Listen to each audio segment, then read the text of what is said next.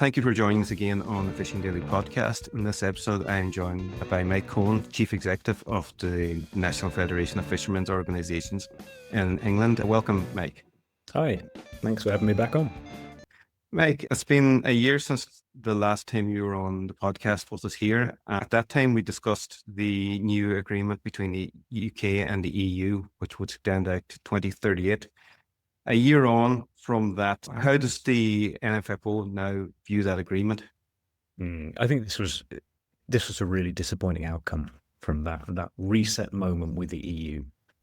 We saw government give away access to UK waters for another 12 years to European vessels.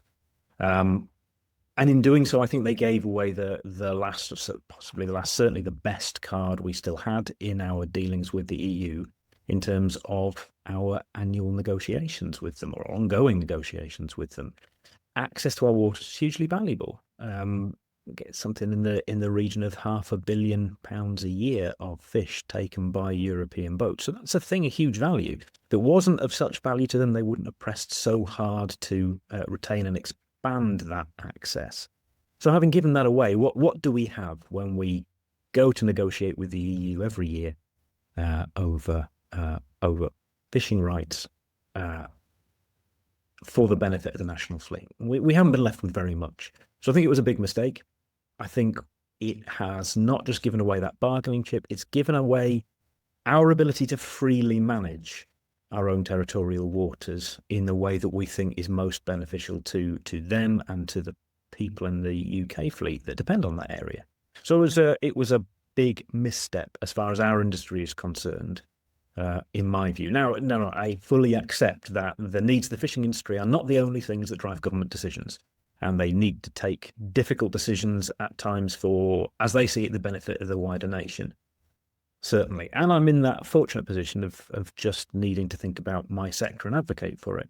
But even so, I would have been grateful for government being a bit more honest about what they were doing. We had a fairly unedifying spectacle of Keir Starmer in the Commons saying that, or linking the deal on access to an SPS deal that he said was going to bring benefits to the fishing industry, seemingly not realising that we are already exporting shellfish, some species of shellfish, quite well.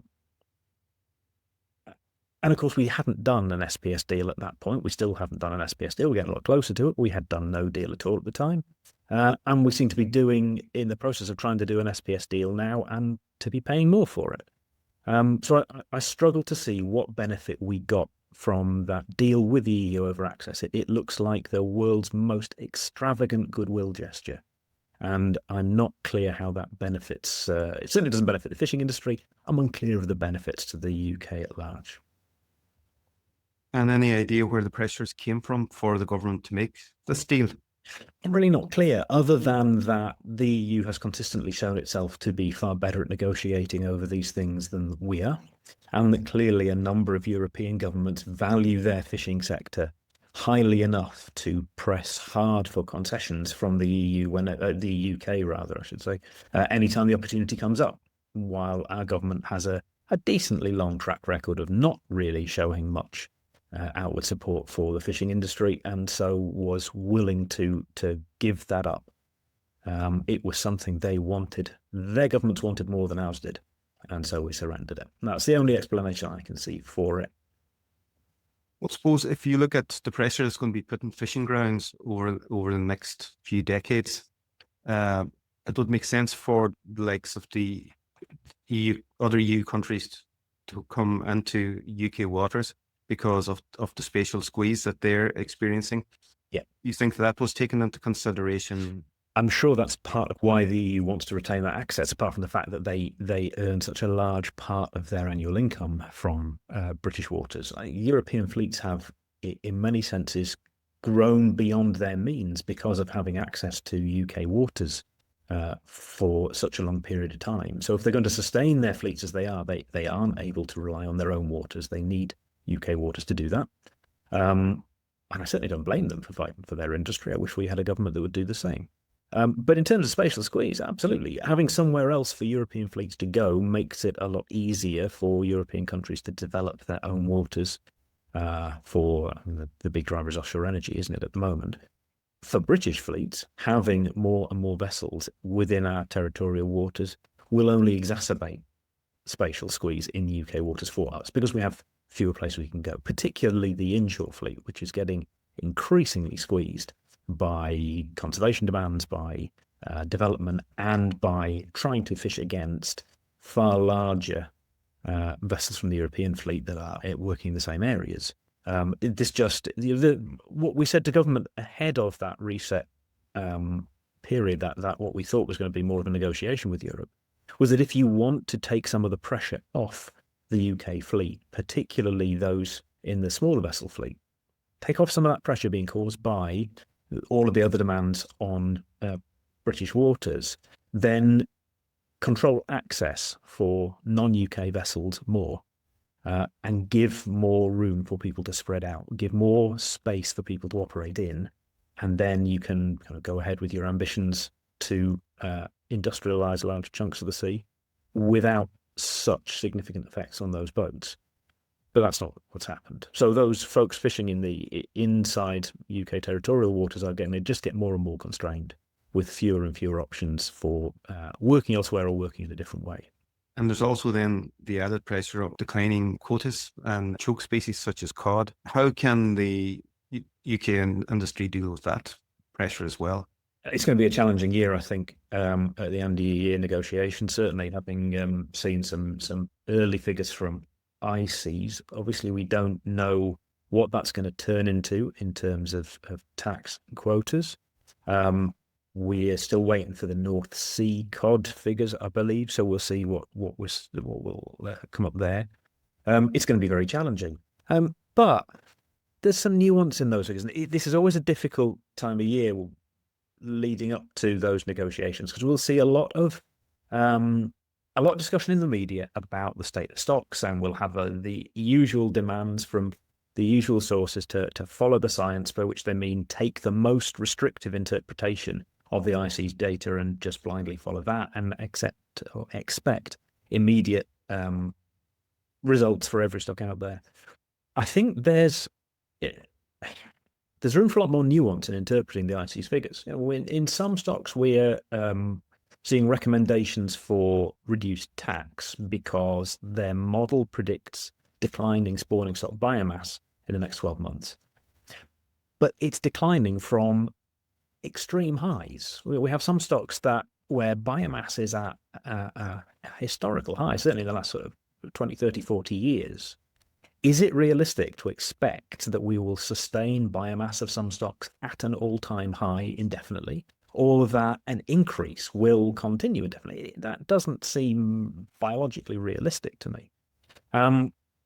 We're going to end up in some very challenging places if we assume that historical highs in spawning stock biomass can indefinitely be maintained, and if they start to dip, that signifies a problem with fishing that's to blame. We're also going to run into trouble if we assume that fishing is the cause of any fluctuations that we see, whilst entirely ignoring climate change and shifts in range of species. If we carry on doing the same survey in the same place every year, while fish move, as I think we're all aware they do, we're going to see some results that don't necessarily reflect real stock status. So it's going to be very challenging for us to deal with the recommendations, but there's also a real point to be made about how we understand and how we represent the data. Actually, you could describe the data that we're seeing from ICES in different ways. We could say, okay, ICES has recommended reductions in fishing pressure on a whole variety of stocks. Therefore, these are all stocks in a lot of trouble. Or you could say, ICES has acknowledged that biomass in most of these stocks is actually healthy, but it's recommending a conservative approach to management because their modelling of that stock leads to one possible prediction that sees the stock shrinking in the coming 12 months. Very different ways of portraying the same data. You can either say, it's awful, we must reduce fishing, or you can say, well, it's currently good, but we think there's a theoretical possibility that it may not be in the future, so we should be cautious. There's different ways of portraying that. You can either hurl blame at fishermen by doing one thing, which is pretty good if you're chasing donations for your campaign to say that the world's about to end, or you can take a more nuanced view of it and think more carefully about what we're trying to achieve in managing our resource. We have to be cautious in managing fish stocks because, let's face it, we depend on it entirely as an industry. We have nothing to catch and nothing to earn if we overfish. We have a bigger vested interest in not overfishing than anybody. But at the same time, we can't continually unrealistically restrict the industry without really good reason. So we need some caution. And the kind of tone of the conversation that takes place every year around IC's recommendations doesn't lend itself to that kind of calmer decision making that we need our politicians to engage in. So it's always challenging. It's always the same sort of dance that we do, and we have to just hope for and work for a kind of moderate, measured approach from the people who will ultimately take the decisions. And what about exploiting these fish stocks that's coming into UK waters? Is there moves afoot for the government to try and push forward new types of fisheries? Yeah, well, we certainly, we've seen the development of a bluefin tuna fishery in the southwest, and I think the way that's been developed with fishermen working alongside scientists from the earlier stages when it looked like a fishery might develop, so that a sensible harvest strategy could be developed. That's a really good example of sustainably managing a new fishery cautiously and carefully. There's lessons to be learned from how well the bluefin tuna fishery, the commercial fishery, was developed. We've got big pressure from the influx of octopus on the south coast at the minute, and they seem to be spreading in all sorts of directions. That's a really challenging situation because not only is that fishery's developed and it's boomed and some people have benefited from it really, really well, and it's a really good news story, but at the same time it's a voracious predator. It's eating up scallops, it's eating up crab, and other people have been brought to the brink of ruin by the arrival of that species. So some really careful management and more understanding needed of that species. We've been talking to Defra quite a bit about this, about what they plan to do with that stock and how we can get involved in it. And I think it's a very much a developing situation. We have to be prepared for this. We have to prepare for new things coming in, old things moving out, or changing location. The way we monitor stocks needs to account for that. The science that we're doing needs to account for that, so that we understand, the reality of fisheries as the environment changes. What about the government's announcement of the Coastal Growth Fund? Has that benefited any of the fleet so far?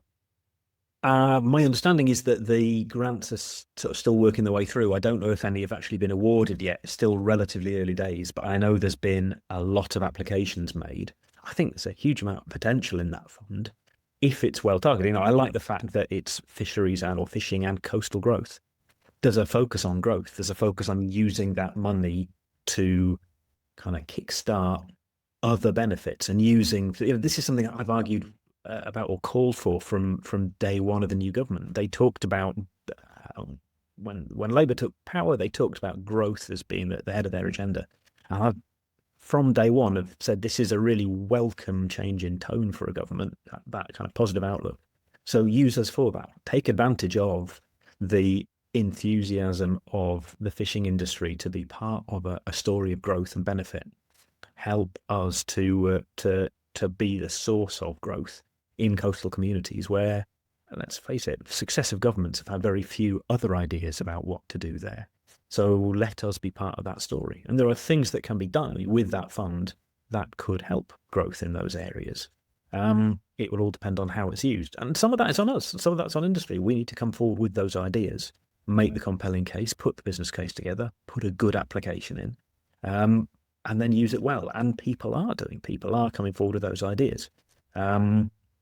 We'll see, I guess, in a year's time what the first year of grants has looked like, what it's been spent on, what's been done with it. A little bit too early to say yet, I think.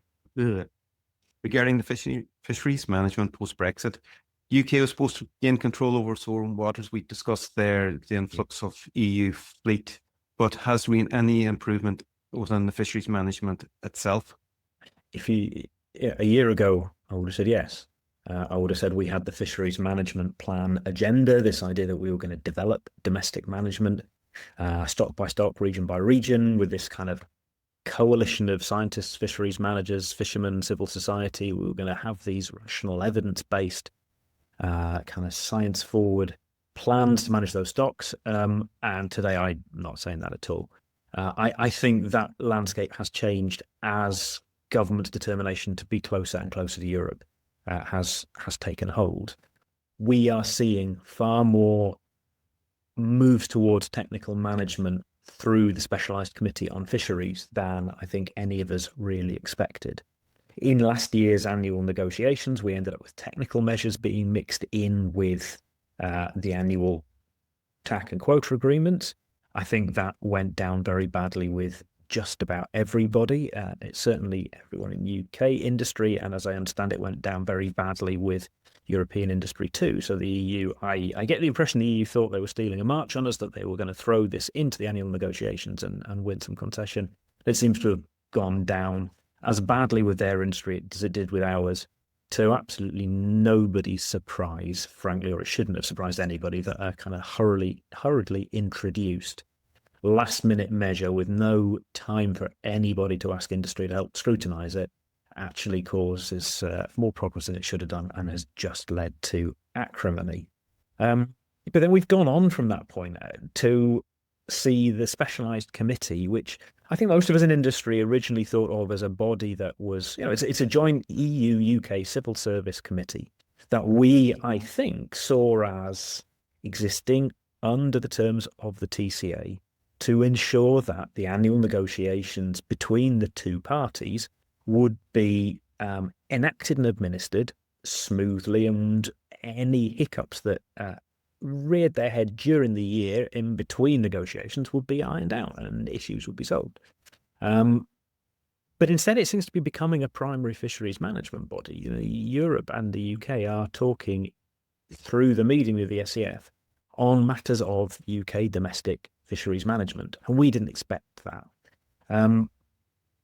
I'm not objecting to the idea of collaborating with the EU over better fisheries management. They might have new ideas. Anyway, we're often talking about managing stocks that move either side of the median line. So having a plan that is joined up with other fisheries doesn't seem foolish to me. But my issue is that we have very little insight into that process. The SCF is more or less a black box as far as we're concerned. It meets, it has working groups that we didn't even know existed 12 months ago, but it has working groups doing various things. We see occasionally some very scanty minutes from their meetings, which tell us little more than that the items on the agenda were discussed, usually months after the meeting happened. We don't really know what the tenor of the discussion is, whether our government is making concessions or is making the running. We feel we lack involvement. And the FMPs showed how much appetite the fishing industry had for knuckling down and doing the work necessary to make fisheries management rational and evidence-based. And with all the difficult choices that implies, there was a lot of goodwill built up through that process. I am hearing so much criticism of the way that has ended up, with the implementation of FMPs being delayed and some FMPs being overtaken by talks between the UK and the EU that we have no real insight into. And I think that is a huge, huge shame. Whether that will continue under our extremely new government, I have no idea. That idea of things being done with the involvement of the people they're done to at a local level seems to be very much in line with Andy Burnham's ethos, insofar as anybody can tell what that is. Maybe we'll see a move back towards what we thought we all had with FMPs. Who knows? But is the lack of transparency with the Specialised Fisheries Committee an issue? It is for me, and it is for a lot of people, I think. It's the inability to have some input. We want to help. We want to give our views into the process. That doesn't mean that we get what we want every time. Decisions get taken. There will be multiple views on the issue at hand. Somebody will win the day and somebody won't. That's democracy and that's life. But at least when we get a chance to have our say and to understand what was done with that, we can feel that we participated fairly in the process. There are real issues of democratic deficit and of sovereignty, which is a word I don't like because of how badly it got misused around the whole Brexit debate. But nevertheless, when decisions are being taken in civil service committees that those of us who are subject to the outcomes cannot see into and don't well understand, there is an issue with the democracy of the process and the legitimacy of the decisions that come out of it. And I think that is of concern. And going back to the work that was done on the FMPs and the fact that it was sort of lost over the last couple of months or so, do you think has there been a loss of trust there with the fishermen, or do you think if the FMPs pick back up again, that fishermen will go back and be willing to participate again? I really hope that we haven't lost the willingness to engage, but I think it's taken a knock. FMPs have been slow to take effect, and I'm sure there are all manner of reasons for that. And that's been a challenge. The delay between publishing FMPs and implementing them has been an issue. The degree to which some of them are being kind of anticipated by talks with Europe has certainly impacted people's willingness to engage with those FMPs. Some of the, I think it was the Channel demersal FMP, discussions with the EU over the managing the same stocks starting before the FMP consultation had even finished, certainly impacted people's willingness to get involved or the degree of enthusiasm for it. But we've demonstrated that there's a willingness to get involved there. I hope we can get it back. Look, to be fair, the discussions over these things with the EU, that doesn't have to be a bad thing. We just want our involvement and our engagement with it. And the idea always was that as an independent coastal state, we'd take decisions over the management of stocks in our own waters. And that should still mean something, I think. That should still hold more weight than just that we will say things to our civil servants, they'll be incorporated into an FMP, and then that FMP will be kind of the UK's position paper that starts off its negotiations with the EU. That's not any of us thought we were getting. There's an argument for us being robust in those talks with the EU over what gets done in our waters. And maybe, who knows, maybe that's how Defra is behaving. We wouldn't know because we can't see into the process. So I think they're casting some light onto it would legitimize it more and might well take the sting out of the criticisms I'm making. Well, yeah, it's difficult to understand what's happening when there's no transparency. And could it also be that maybe Defra took a look at trying to implement a two-tier system where you'll have your own UK fisheries management system, and then on the outside you have the common fisheries policy, and as you said there, and the issues with stock management because fish don't stay still, they cross over lines. You think somewhere in between there could be an answer in there? Yeah, it's a reasonable point, and it's why I say that I don't object to the idea of working closely with the EU over management at all. I don't have any objection to that. I just feel that industry should be more involved in the process. There should be more transparency. And there should be an understanding from everyone who's subject to those new regulations about where they came from, how whatever they said was considered, was taken into account, and why things were done. We know from the bad old days of being part of the CFP how much political horse trading goes into EU fisheries policy, how many policies came about because of some other aspect of the political relationship between member states rather than a more kind of clinical view of what is necessary to manage fish stocks well in any given scenario. And that's what I fear. I want our fisheries to be managed in a whatever way they're managed, because that is the best way to keep those stocks sustainable for harvesting by future generations. I don't want to have management measures brought in that are a compromise or a halfway house between what we've got and where we think we should be, because We can't go further down that line in case it upsets a domestic political process in another part of the world. I don't want France's presidential elections next year to have an impact on the management of crab stocks in the northeast of England, to just, say something random.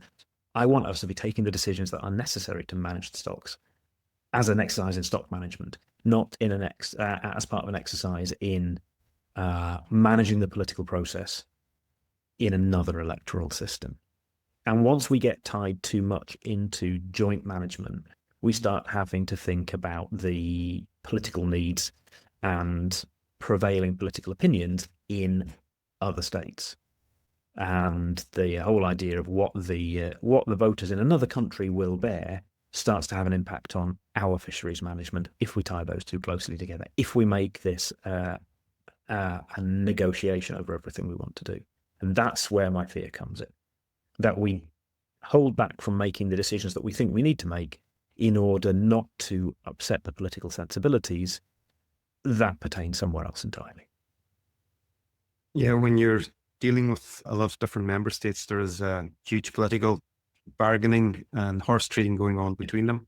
Absolutely. The idea of the UK no longer being in that shop is that they should be able to set their own agenda for fisheries without having to be at the mercy of, as you say, other political decisions. Precisely. And that's exactly the criticism that the Federation made of the CFP at the time of the Brexit debates. This is exactly what we were saying back then, and the source of our biggest objection to the CFP, and the reason for its biggest failings. So I absolutely agree.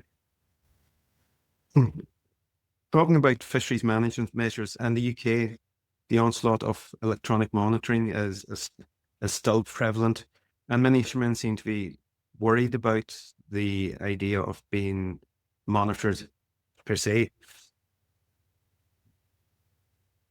Is there how does your members feel about the electronic monitoring?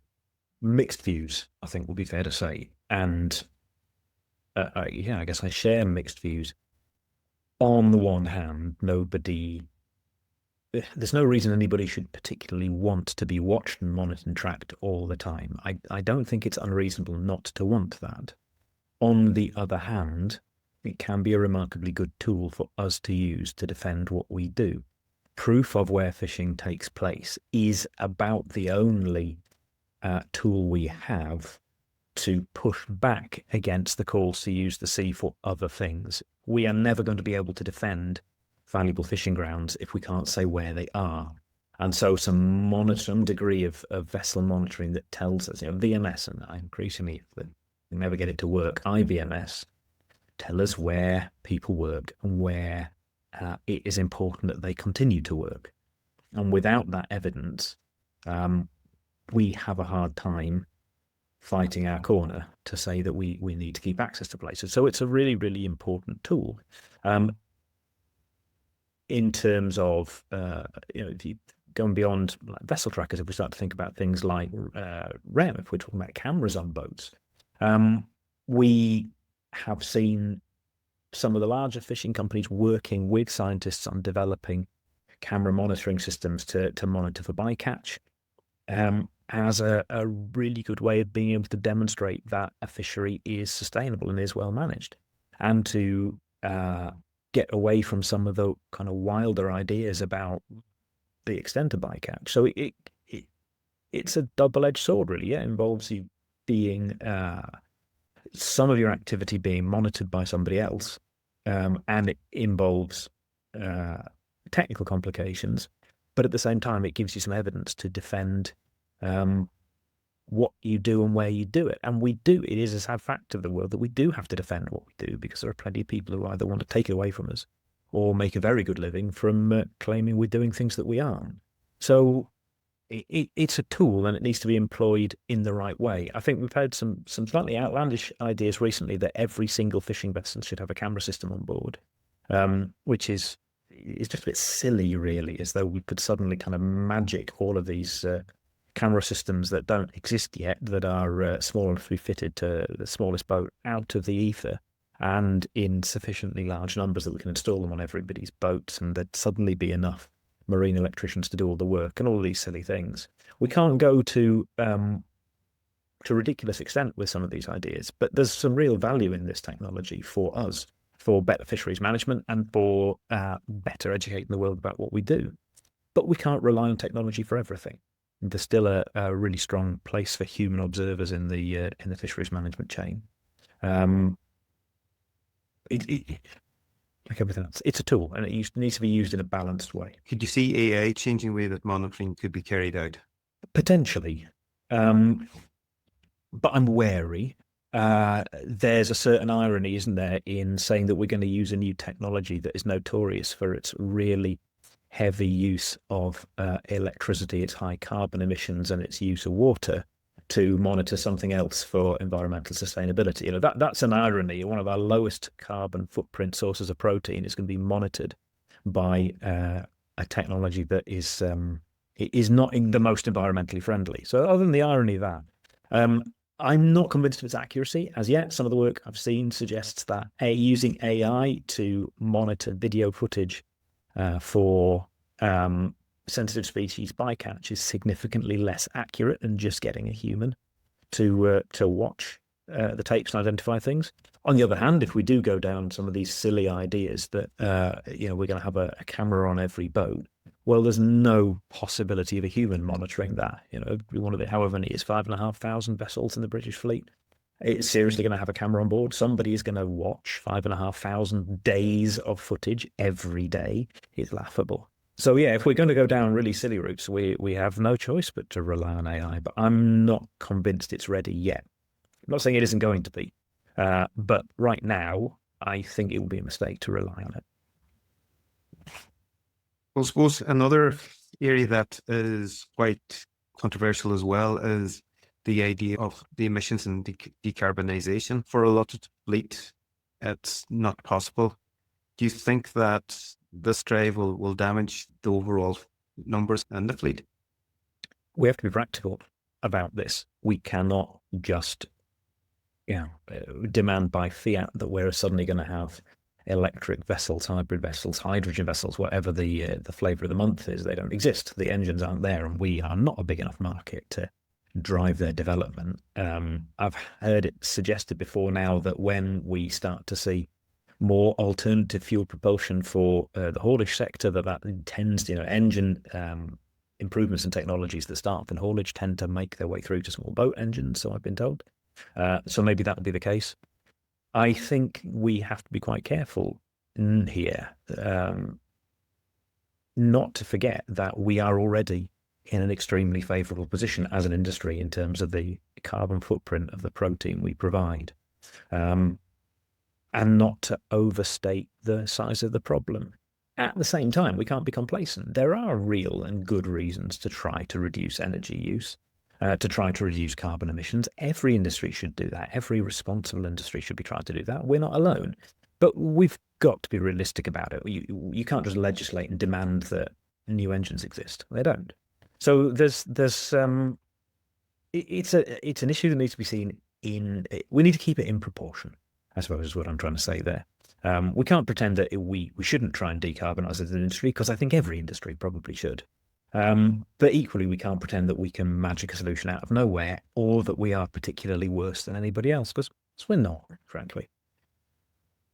And what would be the worst incentive, and what would be the best incentive for fishermen to pursue new fuels?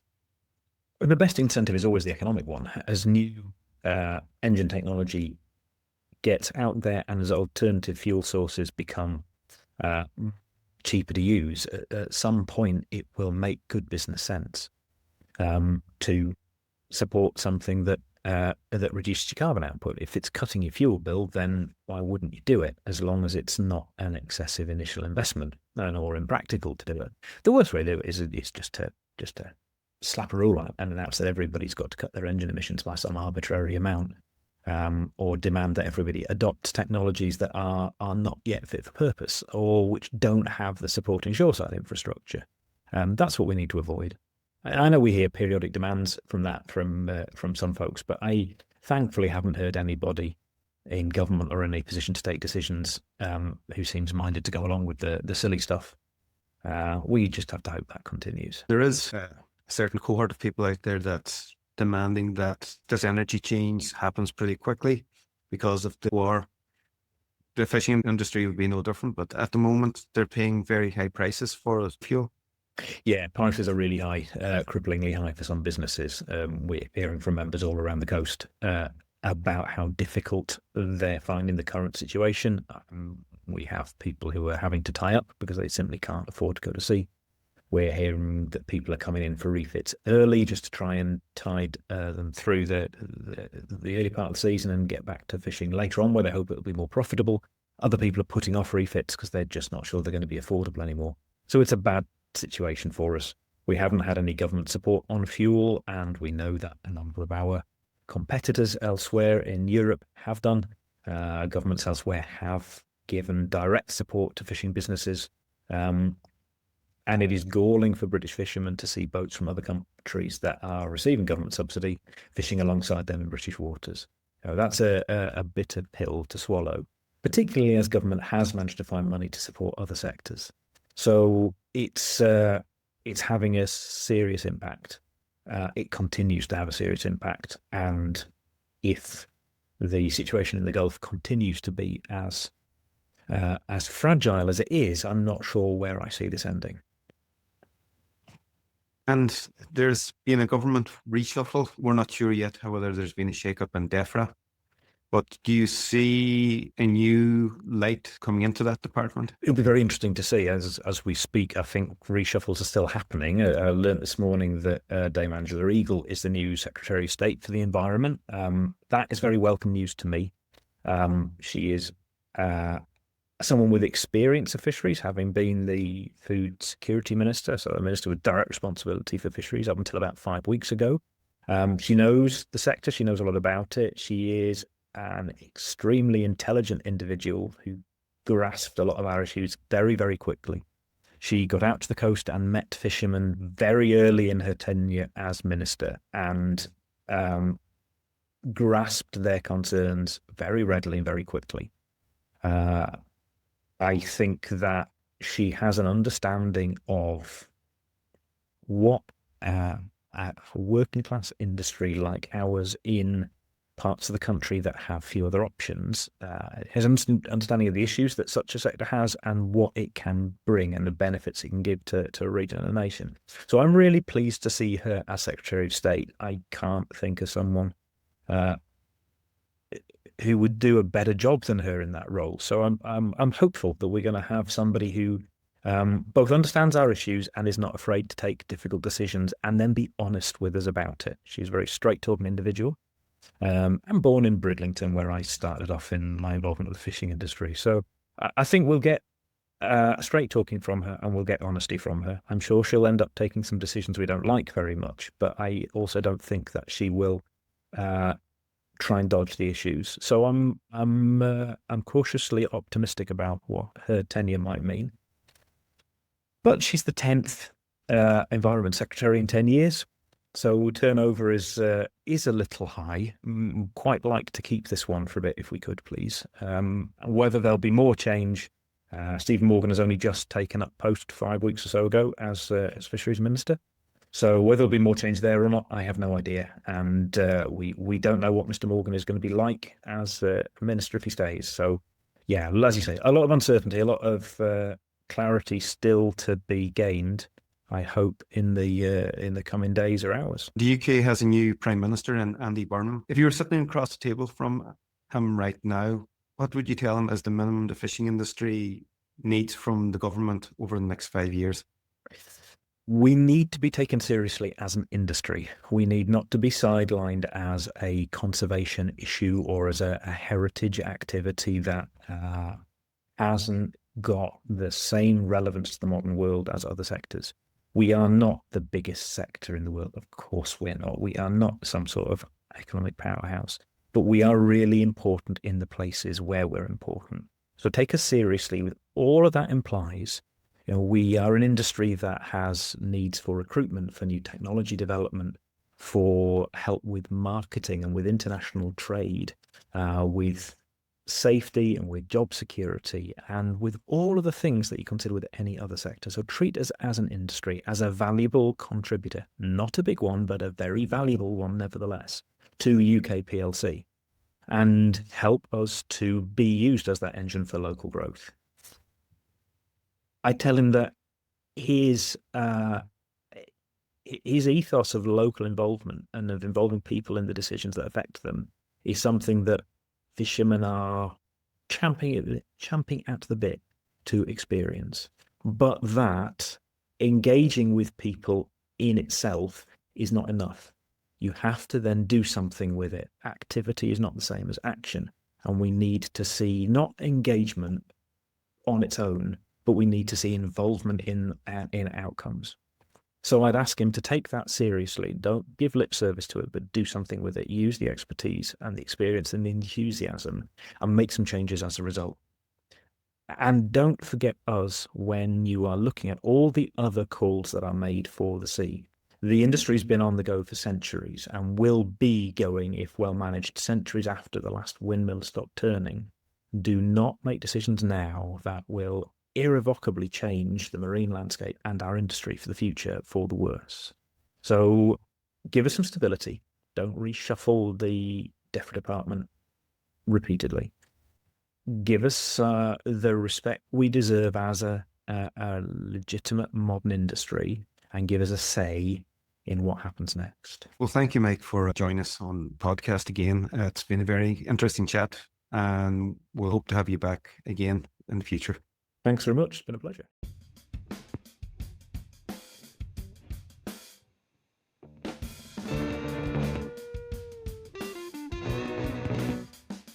If you like this episode or any of our other episodes, please hit the subscribe button and show your support for independent news in the fishing industry. Thank you.